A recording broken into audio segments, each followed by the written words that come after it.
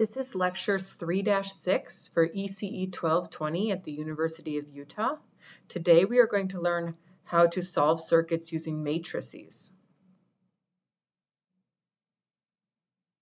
So let's start with a review of how matrices work, singular matrix, and also why is a matrix useful. So we've done circuits now with two unknown node voltages, but let's look at this circuit here. If I label, I don't know, I can choose my ground. I'll put my ground, let's say, down at the bottom left here. How many unknown nodes do I have? Okay, so this is a node. This here is a node, so I'll call that V1. This here is a node, so I'll call that V2. Here's another node right here, V3. Here's another node over here, V4. Oh, and that purple one I didn't extend far enough. Let's continue that one down here. There we go. So I have 4 unknown nodes in this circuit. So that's a lot. That's a huge system of equations. I don't want to solve that by hand anymore.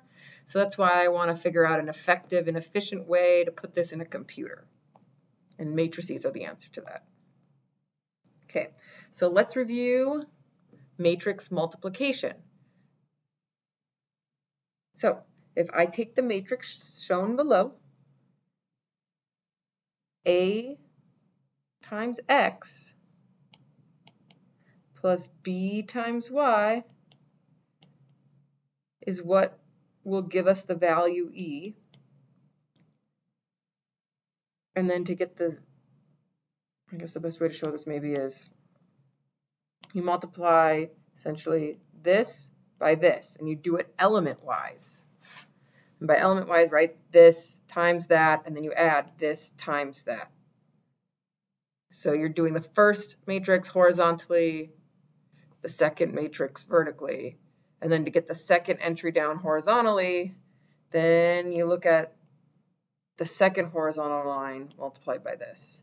So for that second one, we'll get C times X plus D times Y equals F, which matches the equation above. So essentially, when you create a system of equations for your circuit, what you do is, we'll come back down here, is these are the constants before the X's and the Y's here, and you put the equations in row by row.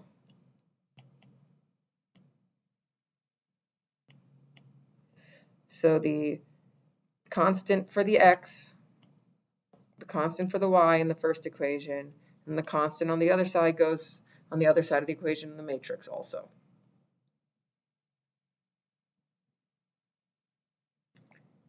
Okay, so how do we solve this matrix equation? Well, just like in normal algebra, we need to get our variable, or in this case, our variable matrix alone. But we can't just divide a matrix to the other side like we can a constant in a normal algebra equation, right? So the equivalent algebra equation would be AX is equal to B, and then we say X is equal to B divided by A. But we can't just divide a matrix to the other side. So what do we do? Well, what we do is we multiply both sides of the equation by the same thing. Again, just like algebra, if I multiply both sides of the equation by the same thing, then the equation stays the same. The only caveat here is when you're working with matrices, if I multiply something on the left side of the equation, then I need to multiply it by the left side of the equation on the other side of the equation. Or if I put it on the right side of everything, it needs to go on the right side of everything on both sides of the equation. So in this case, we're trying to find something, and we'll just call whatever the numbers are inside of it GHIJ here. And we want to multiply it on the left, so it'll go in here again, GAHIJ, there we go. So it got multiplied on the left. And we want to choose numbers for G, H, I, and J such that these two will cancel out. And in the world of matrices, like cancel out is the equivalent of a 1. And specifically for a matrix, that's the identity matrix, which is 1, 0, 0, 1. So 1 in the algebra world is kind of equivalent to the identity matrix in the matrix world. Okay, and so they normally denote the identity matrix with the letter I, and they identify the inverse, which is what we call the thing that can cancel, this GHIJ. We identify that by putting it to the -1 power. That represents the inverse of that matrix. Okay, so just a reminder, order matters. So when I multiply my inverse matrix here, it has to be multiplied on the left side over here. So in summary, to solve for x and y, I'm going to multiply both sides, left sides of the equation with the inverse. So if I call this A, the inverse of A will be multiplied on both sides. That will cancel over here because the inverse times the matrix gives the identity, which we said is equivalent to multiplying by 1, so it can go away. And that just leaves then that x and y are equal to the inverse here multiplied by the constants matrix. So now to be able to solve this, we just need to know how to get the inverse. Okay, we're going to show kind of a quasi-derivation now of why the inverse for a 2 by 2 matrix is the values it is. So this is our inverse matrix. This is the original matrix, and we want them to multiply and give us the identity matrix, 1, 0, 0, 1. So it turns out if we flip where D and A are, we put negatives here, something interesting happens in the matrix multiplication of these two matrices. So let's check that out. So for the first row, this gets multiplied by this. So we get D times A minus B times C. And then for the next entry, it'll be the top row times the second row, which will give us this entry up here. So we get D times B minus B times D. So that's good. That cancels out and gives us 0 like we wanted. And then if we go down to the lower left, it'll be this multiplied by this. So we get negative C times A plus A times C. So again, these cancel and give us 0, which is what we wanted.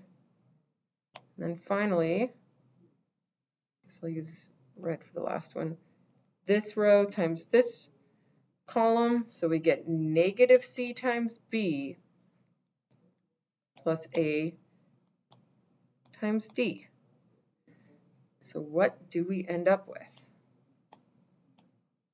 Well, we end up with, I'll put these alphabetically, AD minus BC, 0, 0, and AD minus BC. So notice that each of these are the same. And if I had multiplied out here by AD minus BC, then I could say that I have 1 over AD minus BC times 1, 0, 0, 1.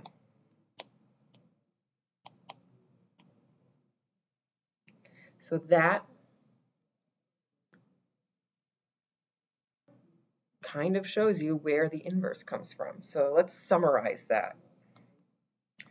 For a 2 by 2 matrix, we get the inverse by flipping the location of the upper left and the lower right numbers in the matrix and negatizing the lower left and upper right numbers.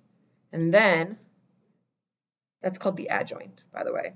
Not that you need to know that. And then we divide by the determinant.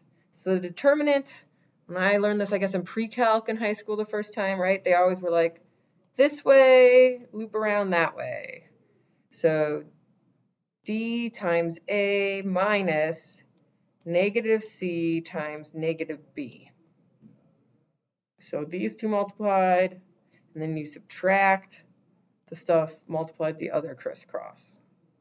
And so that gives AD minus, these cancel, BC, which is what they have written there. And then you just do 1 over that.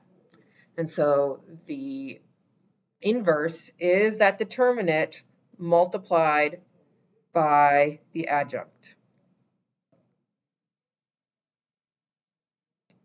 Okay, and with that, I think you're ready to start part 1 of your worksheet.